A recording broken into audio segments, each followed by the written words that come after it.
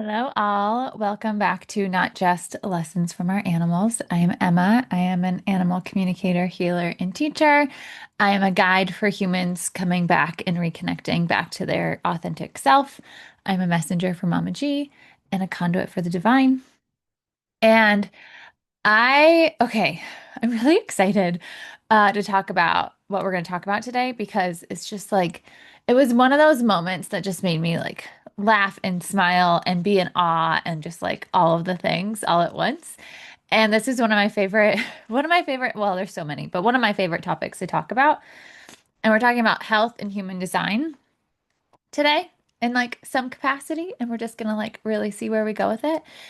And okay, where to start?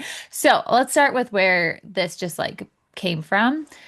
I was, as we do, scrolling through Instagram, and I was suggested this post that said, I don't remember, and I took a screenshot of just like one of the pages in the post. You know, it was like a scroll swipe situation. But what dragged or like what pulled me in was like, I what a client's kidneys told me essentially.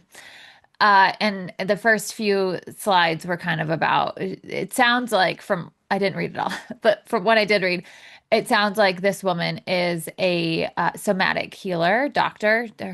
I'll look it up, but her Instagram, I think, was like doctor something. So a doctor. And I'll put her Instagram in the show notes because I took a screenshot of that one slide that because I was like, what did the kidneys say? Tell me, like tell me.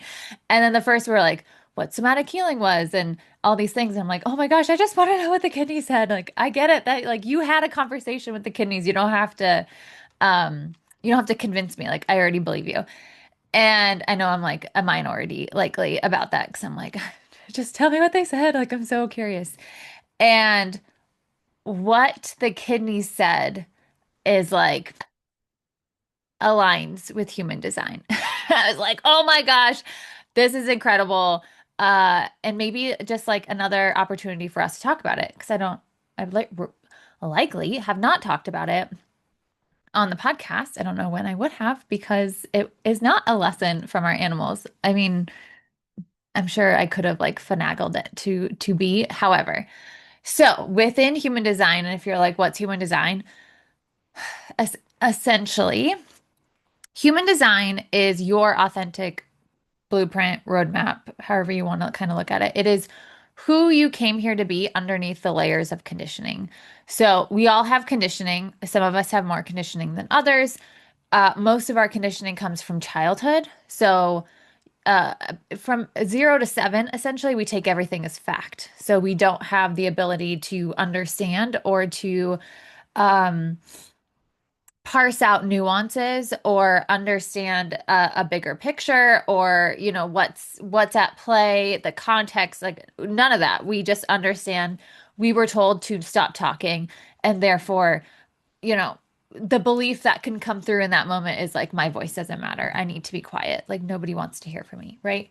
That's how conditioning can occur. Then there can be things like trauma in whatever capacity that also layers layers on the conditioning. And then we are distanced from our authentic selves, and then we get to do all this personal work to find our way back. And I love human design because for me at least, one, I love it because it's not a test, it's not a quiz, it's not take this quiz and find out what you are. Because let me tell you, I've taken those quizzes multiple times, and I will get something different, and I understand why I get something different because of my human design. But like that's just really annoying for me. So it's not a quiz. It pulls in all these different modalities. It pulls in astrology, it pulls in the I Ching, it pulls in the chakra system, it pulls in I'm forgetting something.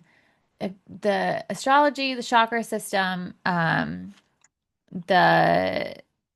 astronomy, genetics, quantum mechanics. It pulls all of these things in to create this picture of who you are underneath the conditioning. And why I love it is that it's this tangible thing you get to look at and say, "Oh, this is who I am. Like, isn't that interesting? And like, let me try some of these things on and see how they feel. Because let me tell you, likely not everything's going to resonate. There might be things that trigger you, like they did for me when I had my first human design reading. And the woman told me I was super emotional. And I said, how dare you? I am not. I am very logical. I am rational. I am not emotional. And then 3 months, like over the next 3 months, I'm like, oh, I am so emotional. Oh, I see what she's saying now. Like, oh, and then I was able to connect with all these different parts of my chart and like myself. And so with that, if you look at your human, so you can, if you're like, where do I pull my chart? You need your birth date, time, and place. So it's like running your astrology chart, and your time is important, and as accurate as possible, because I have seen as little as like 15 minutes change small and large parts of the chart because it's all dependent on where the planets are um in transit, and if they're close to transiting and where you're located at that time. 15 minutes can make you one type or another type. Like I have seen that. So it's not always that like stark, however, as accurate as you can be. So sometimes it's on your birth certificate. I believe for me, I think it's on my birth certificate. And I think my mom, like the bracelet I had on in the hospital actually had it on it too. So, you need your birth time. And if you're like, I don't have access to any of that, I have no idea what time. There, you have a few options. You can call, if you know the hospital you were born at, you can call and go through whatever that process is to get it. They they likely will have your birth time.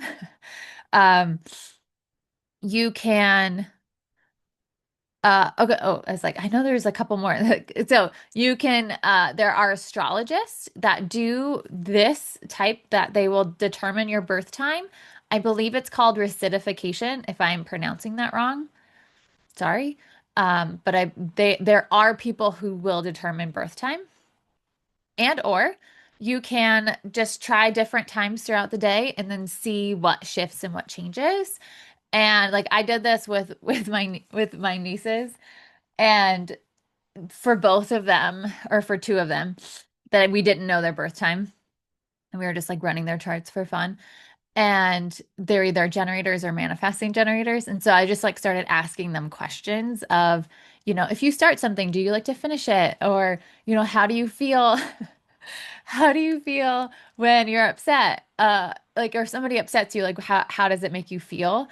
And I'm laughing because just one of my nieces took me completely by surprise when I asked her that question to determine, like, okay, are you a manifesting generator? Are you a generator? And she said, I want to punch them in the face. And I was like, okay, manifesting generator it is.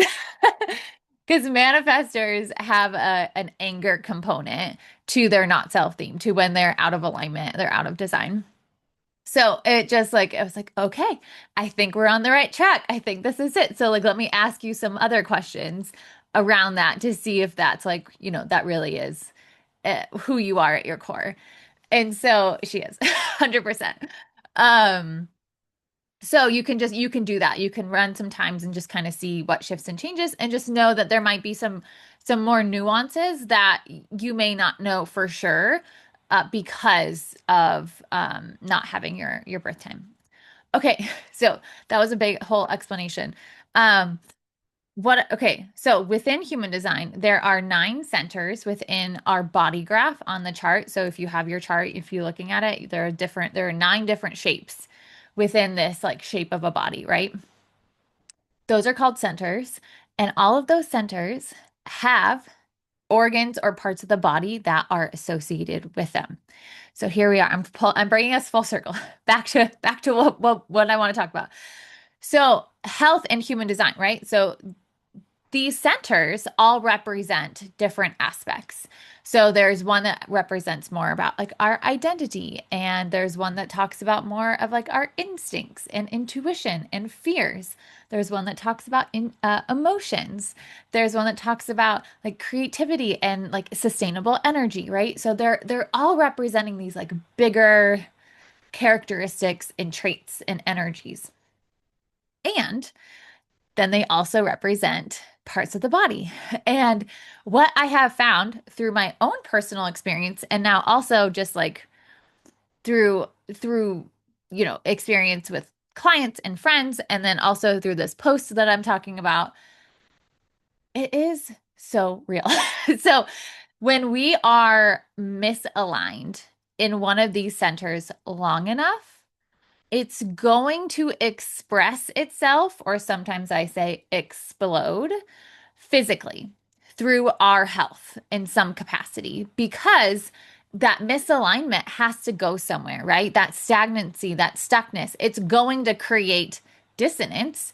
And for if it's there long enough, it's then going to show itself more and more and more, right? So it might start out as something smaller and then grow and grow and grow.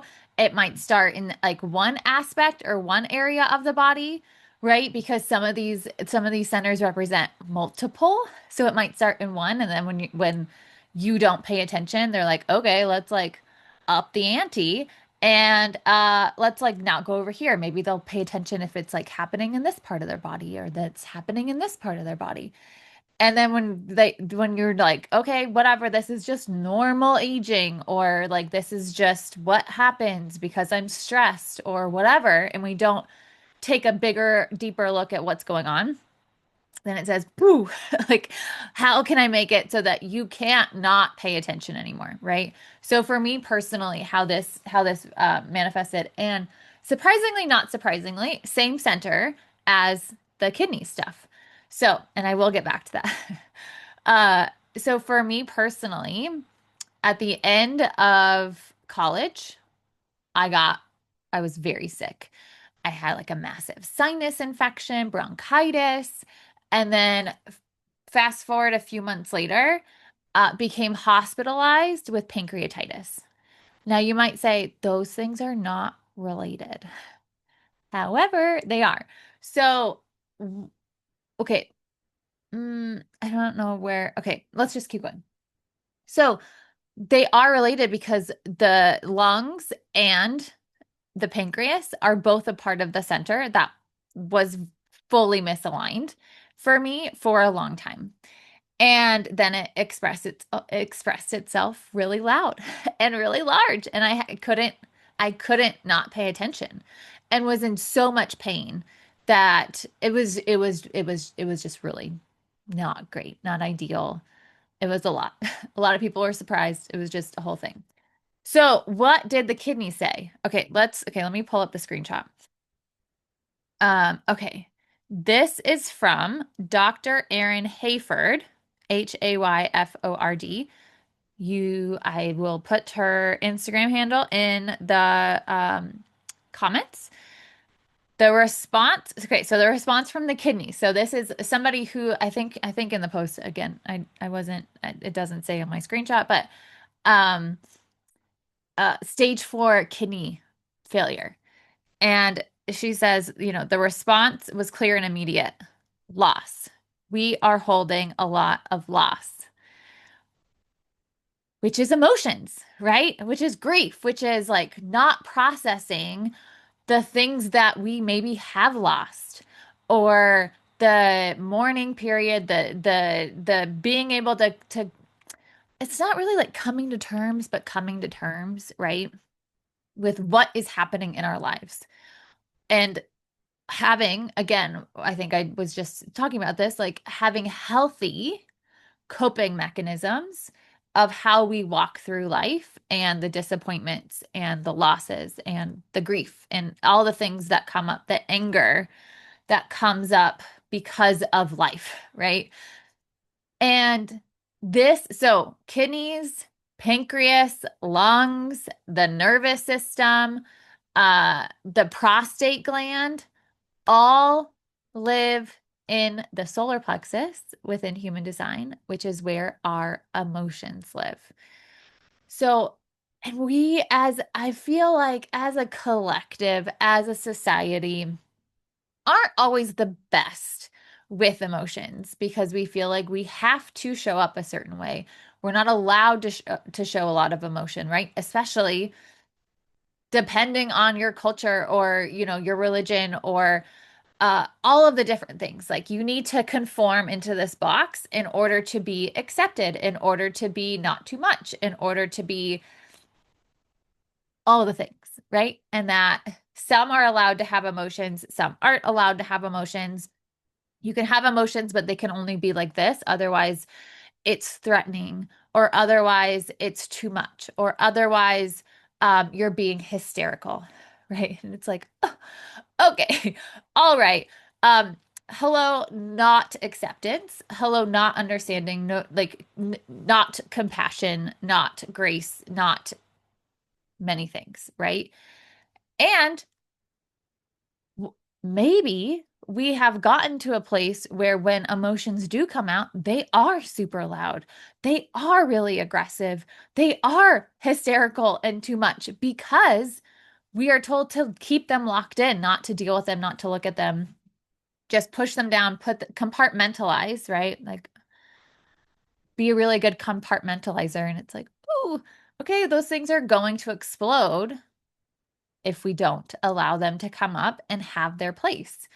And so, how much have we, whether consciously or unconsciously, pushed our emotions away or started to feel something? We're like, ooh, that feels uncomfortable. Let's push that away. Let's not deal with that right now. Let's like, oh, that's something for future Emma to deal with, right? Instead of present Emma to deal with. And it's like, okay, but what does current Emma need now in order to deal with it now?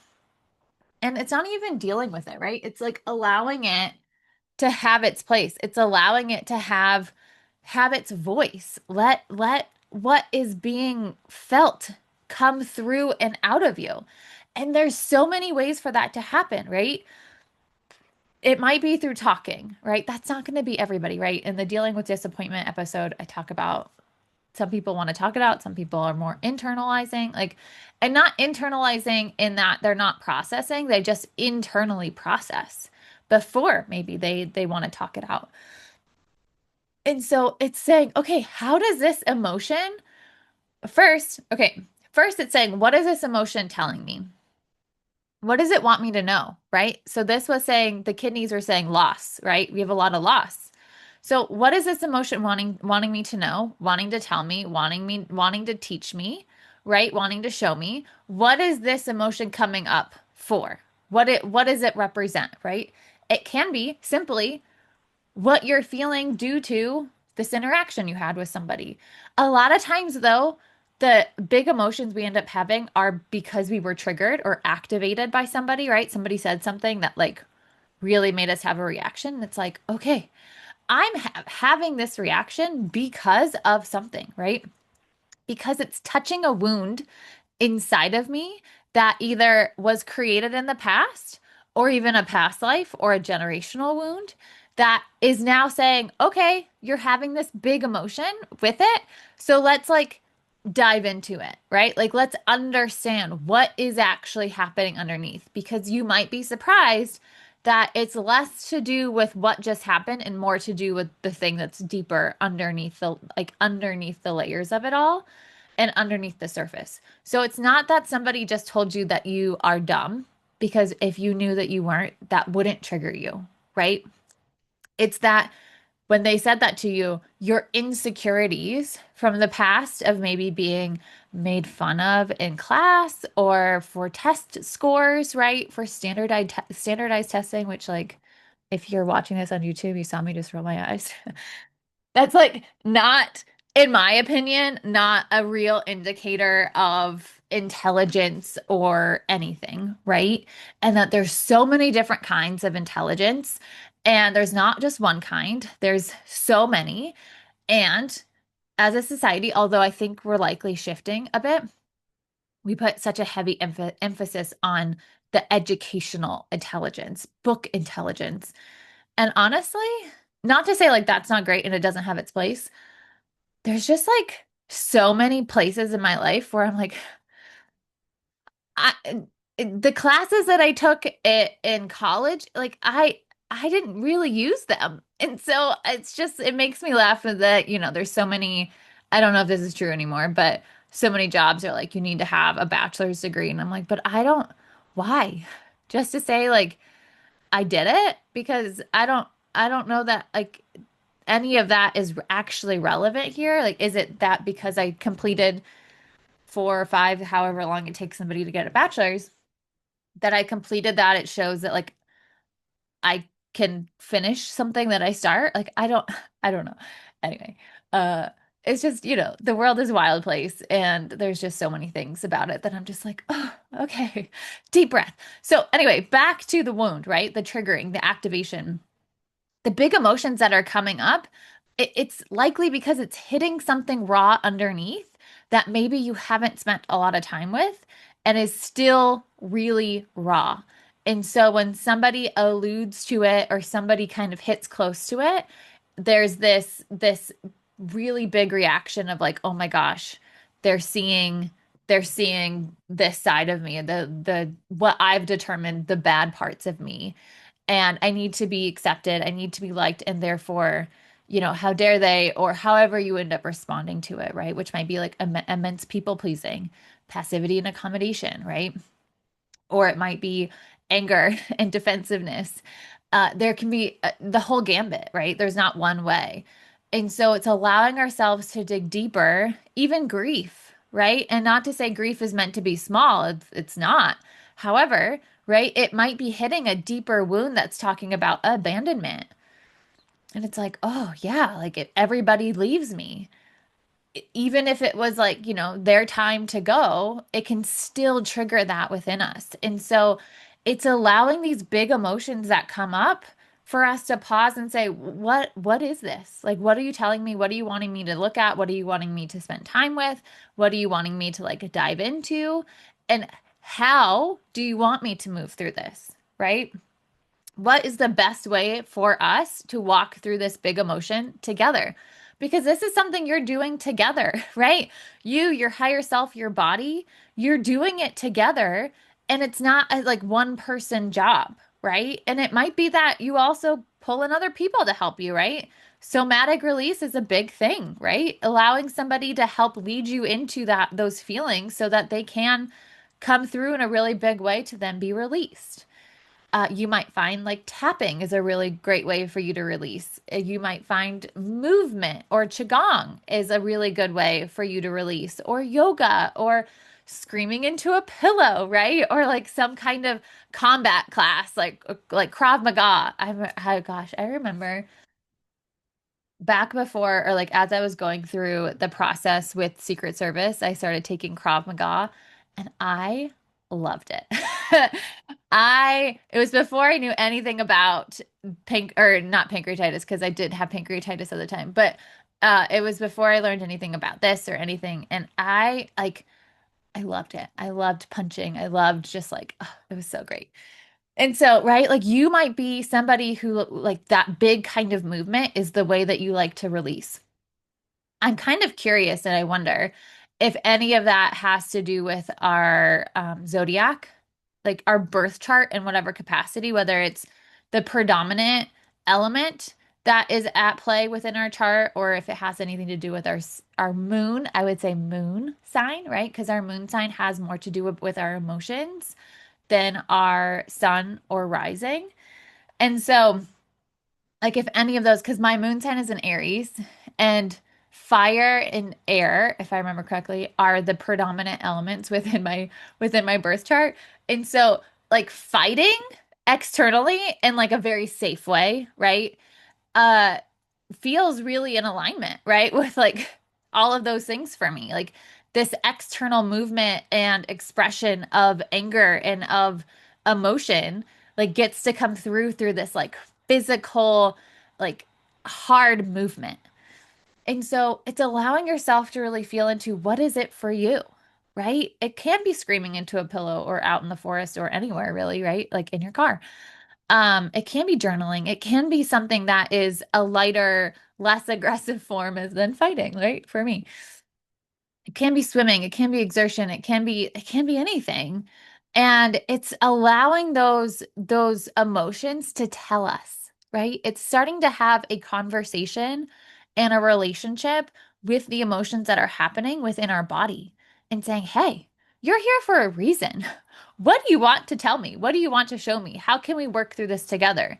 And then as you dive more deeply into your human design, you might find that uh depending on if your solar plexus center is defined or undefined, that's going to give you a better understanding or a deeper understanding of do you like okay, so we'll just quickly tell you this isn't meant to be a human design training, but if you have a defined solar plexus is the left triangle, no, sorry, the right triangle. If you're looking at your chart, it's the right triangle at the bottom. um, if it's colored in or defined, then you are somebody who has emotions all the time for no reason. You will also have emotions for a reason, and you also have some kind of emotional wave. There's four different kinds, and you will have emotions all the time. And so it's understanding how your wave works and moves and being able to detach and being able to understand, this is my wave. This isn't because of anything else. And then if you are undefined, so it's white, it's not colored in with any color, then you are somebody who takes in the emotions of others and amplifies them. So that is a key thing to understand, that you amplify them. You are not feeling them at a one-to-one. So when you go up to somebody and you're like, "Oh my gosh, how are you feeling? Tell me everything." And they're like, "Oh, I feel fine." That is not your cue to dig. That is not your cue to be like, "No, I know you're not feeling fine. Tell me more." Because one, they may not want to talk about it, right? And so it's not your job to make them talk about it. And two, they might actually feel okay. Like they're not feeling it the same way that you're feeling it. So if you're like, "Oh wow, this is a lot," like it's not your job to fix it.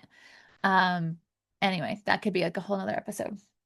So anyway, all that to say, coming back to if you're having health issues or chronic health issues, especially like something just doesn't, not can't, it isn't going away, it may be worth looking at where is that thing associated or most closely associated within your chart. And are you misaligned within that center so deeply that it's now being expressed through your body? Because I can tell you, the more and more I become aligned with my emotions, the less, like, I haven't had a pancreatitis flare up in a long time. Um, I don't know how many years. I'd have to do a lot of math. Probably 8 years. So, right, like it's something that when you allow yourself to delayer, pull away all the conditioning, allow yourself to become more and more aligned, become more open to being with what is coming through for you, the less of the other things that aren't meant to be there can start to fall away. So I hope this was helpful in some capacity and helps like bring maybe a different perspective to things. If you're interested in health and human design, my friend Leah Pickard and I actually created a course many years ago that we never really released.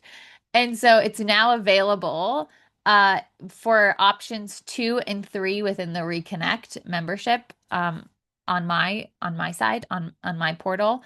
Um, if you are interested in diving more into that, we go through all of the centers, and Leah is the genius when it comes to health and wellness. So she really speaks to it from that level, where I speak from it from the human design level. So you get to see it from the physical and the energetic side of things. And there is so much. There is so much in this course. It is wild. And so if you're interested, that is how you can have access to it. There's no other way to have access to it at this point.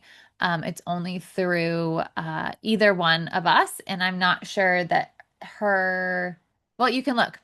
Leah might have something available where you can have access through it through one of her programs. I'm just not sure that she has one as of yet or not. I will have to ask her, and if and when I hear back, I can add that to the show notes as well. So, I hope this was helpful, like I said, and kind of shifts your perspective of just saying like, oh, okay, maybe this has some. I